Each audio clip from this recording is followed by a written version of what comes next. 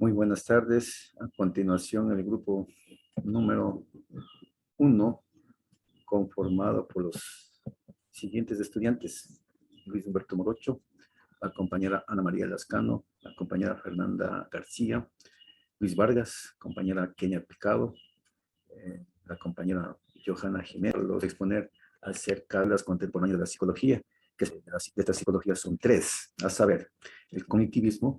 A continuación pasaré a explicar brevemente una de las escuelas del conductismo. La psicología contemporánea puso en duda que el método experimental determina las ciencias. Es por ello que ve surgimiento de otros métodos más adecuados, basándose específicamente en los paradigmas que son o vienen a ser algunos modelos de pensamiento. Los modelos de conductismo, la escuela contemporánea del conductismo, si se aplicamos muy brevemente sus antecedentes, versan en, en Europa en el siglo XVII, siglo XVIII, con René Descartes, quien analizaba o quien estudiaba el comportamiento del ser humano mediante una orientación mecanicista. Otro de los antecedentes del conductismo también fue la reflexología rusa. El conductismo se consolidó después del psicoanálisis, una corriente que la generó un psicólogo conocido con el nombre de Sigmund Freud. Los conductistas enfatizaban la importancia de basar la investigación en elementos observables del comportamiento humano. Fundamentalmente, los conductistas se caracterizaban por considerar que el objeto de su estudio de la psicología debía ser la conducta y no basarse en procesos mentales. Voy a hablar acerca de Burroughs Skinner y la teoría de la conducta. Empecemos diciendo que Skinner nació en Pensilvania un 20 de marzo de 1904 y murió en Massachusetts en 1990. Fue un psicólogo, filósofo social, inventor y autor estadounidense. Defendió siempre el conductismo y fue un pionero en la conducta en la psicología experimental y creó la teoría del condicionamiento operante. Skinner quiso ser escritor, se dedicó a la literatura, escribió algunas novelas de joven, involucró también dentro de la poesía, pero su inspiración al pasar los años se esfumó y ya no pudo escribir más. Por lo tanto, se dedicó a estudiar, ingresó a la Universidad de Harvard, leyendo a uno de sus autores favoritos, que era Bertrand Russell. Aprendió acerca del conductismo, así se interesó acerca de la carrera de la psicología conductista. Y así creó la teoría del condicionamiento operante. La teoría del condicionamiento operante es un sistema de aprendizaje que se basa en la aplicación de refuerzos y castigos frente a determinados comportamientos para hacer así más o menos probable su repetición en el futuro. Esto se realiza mediante los refuerzos y castigos, y el individuo así crea una asociación entre su forma de actuar y las consecuencias que conlleva esto.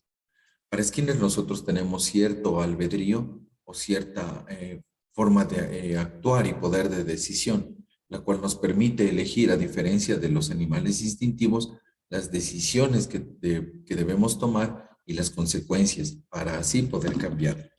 Es así que esto se utiliza dentro de las escuelas del sistema educativo hasta el día de hoy.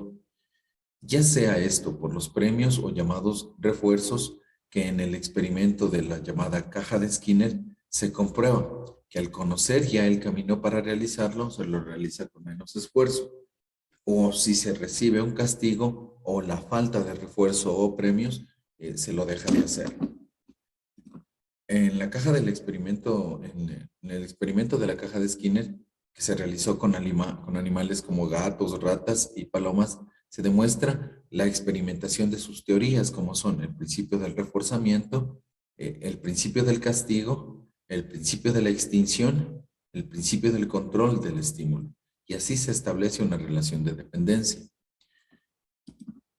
Esto nos sirve a nosotros como futuros psicólogos y a los psicólogos dentro de ya la función para estudiar ciertas conductas aprendidas o condicionadas por el mismo ser humano dentro de una persona que necesita terapia psicológica, para entender las conductas que lo llevan a experimentar cierto tipo de frustraciones y así hacerle entender si estas acciones son positivas o negativas y si debe dejar de hacerlas. Muchas gracias. Buenas tardes, mi nombre es Fernanda García. Yo les voy a dar un ejemplo teórico del cognitivismo en la práctica psicológica. Sabemos que el objeto del cognitivismo, su objeto de estudio es la mente, a través de la interpretación, procesación y almacenamiento de información en la memoria. Es decir, estudiar lo que la mente humana piensa y aprende. Yo les voy a hablar de un caso de problemas de ansiedad. Una persona con problemas de ansiedad principalmente va a tener sentimientos de tristeza, ganas de llorar, cansancio, falta de energía, pérdida de interés, lentitud al razonar, va a estar ansioso, va a tener va a estar ansioso, va a tener falta de apetito, pérdida por realizar las cosas, las actividades diarias, pérdida del placer por realizar ciertas actividades. Lo primero que nosotros debemos hacer como profesionales sería hablar con la persona para tratar de averiguar cuáles son las razones por las que está preocupado o las razones que ocasionan esta ansiedad. Como segundo, sería explicarle que la ansiedad es una enfermedad, no es algo que debemos tomarlo a la ligera. Darle nuestra ayuda profesional como profesionales de la salud mental, darle esa confianza, ofrecerle nuestra ayuda, que nosotros estamos predispuestos para ayudarlo a salir de esto y mejorar su estado. Expresarle toda nuestra disposición a ayudarlo, así como también llamando a sesiones de terapia a su familia. Intentando así cambiar esos pensamientos negativos y reemplazarlos con pensamientos positivos, ya que este es el principal objetivo del cognitivismo. Reemplazar pensamientos que pueden ocasionar la baja autoestima, que no dejar de que piense que no puede hacer nada bien, más bien motivarlo a que él lo puede hacer todo correctamente, que puede salir de los problemas, que todo tiene una solución, trabajar con sesiones para tratar de ayudar a la persona a resolver los problemas que se le presentan en la vida real. Cambiar el pensamiento inadecuado que esta persona tenga. Y así poder ayudarlo a salir de este problema, que muchas de las veces puede, si no se busca una ayuda profesional, se puede terminar en alguna tragedia, como llevándolo a la decisión de quitarse la vida o cualquier otra cosa. Esto es todo en cuanto a mi intervención. Hoy les voy a hablar acerca de los principales aportes y representantes del cognitivismo. Previo a esto, es menester indicar que el cognitivismo incluye toda aquella teoría que se centra en el estudio de la mente humana para comprender cómo interpretar, procesar y almacenar la información en la memoria. Es decir, que el objeto principal del cognitivismo es descubrir cómo la mente humana es capaz de pensar y aprender. Dicho esto, el principal aporte del cognitivismo es la educación, que destaca valores o factores fundamentales como la enseñanza y el aprendizaje. Sin embargo, también tenemos otro aporte importante del cognitivismo que trata de destacar y de determinar la conducta. Y esta conducta tiene que ser de una manera empírica y experimental. Los representantes del cognitivismo tenemos a Piaget.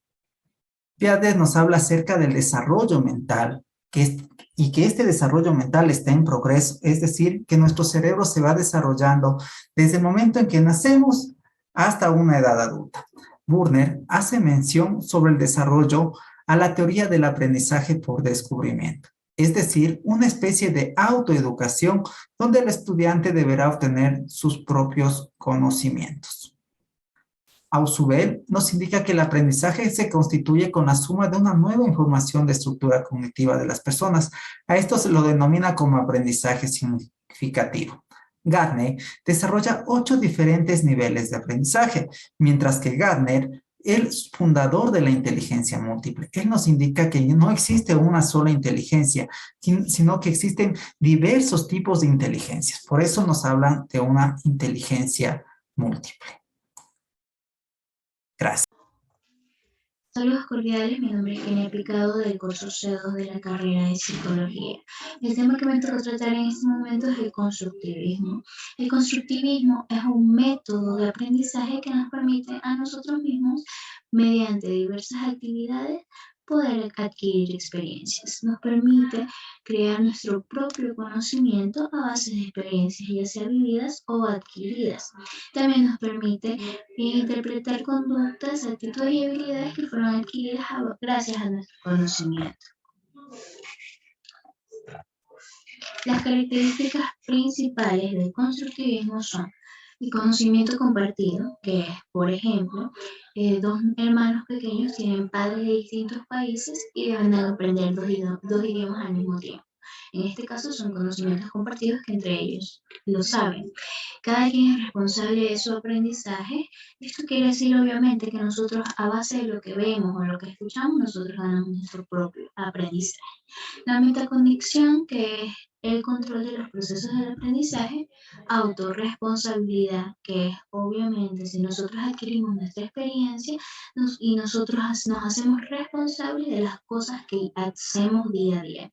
Y el aprendizaje dinámico, que es muchas veces nosotros aprendemos sin ni siquiera darnos cuenta de que lo hemos hecho.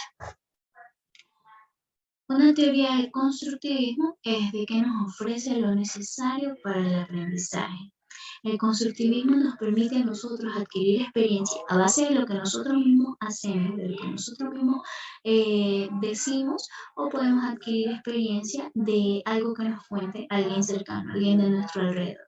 Y esto nos va a permitir enfrentar problemas futuros. Y por último, el constructivismo en la psicología, que aquí se enfoca en que nosotros mismos, nosotros los seres humanos, creamos nuestro propio sistema de aprendizaje para poder encontrarle el sentido a sus experiencias. En la psicología se ve eso, encontrarle sentido a la experiencia que tiene el ser humano para poder adquirir ese aprendizaje. Muchas gracias. Buenas tardes, compañeros docentes. Les voy a exponer sobre los principales representantes del constructivismo. Entre ellos están lo que es Piaget, que se centra en cómo se construye el conocimiento partiendo desde la interacción con el medio, y Vygotsky, que se centra en cómo el medio social permite una reconstrucción interna. Piaget. El proceso de construcción del conocimiento es un proceso fundamentalmente interno e individual, basado en el proceso de equilibración, que la influencia del medio solo puede favorecer o dificultar. El diálogo se establece entre sujeto y objeto, y la mediación social no constituye un factor determinante, porque va de la construcción de estructuras intelectuales progresivamente más potentes, en último término, a una necesidad interna de la mente. Vygotsky. En la obra de Vygotsky se encuentran presentes varios conceptos, especialmente el de relevancia que constituye sus posiciones teóricas, tales como herramientas psicológicas, mediación e internalización, entre otras. Por otra parte, su trabajo contempló a lo largo de su vida otros temas como el origen y el desarrollo de las funciones mentales superiores. Muchas gracias.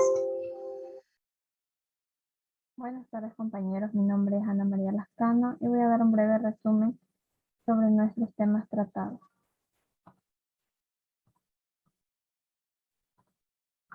Sobre las principales escuelas psicológicas contemporáneas. Sobre el conductismo podemos decir que iguala el aprendizaje con los cambios en la conducta variable, bien sea respecto a la forma o a la frecuencia de esas conductas. Se basa en la acción, estímulo-respuesta. Sobre el cognitivismo. Establece estrategias para encaminar los procesos mentales de información, representación y acción. Supone atención, retención, reproducción y motivación. Y el constructivismo, que implica la formación del conocimiento, quiere decir que cada individuo construye su propio conocimiento del contexto o del mundo que lo rodea o lo interpreta de acuerdo a su concepción. Eso es todo. Muchas gracias.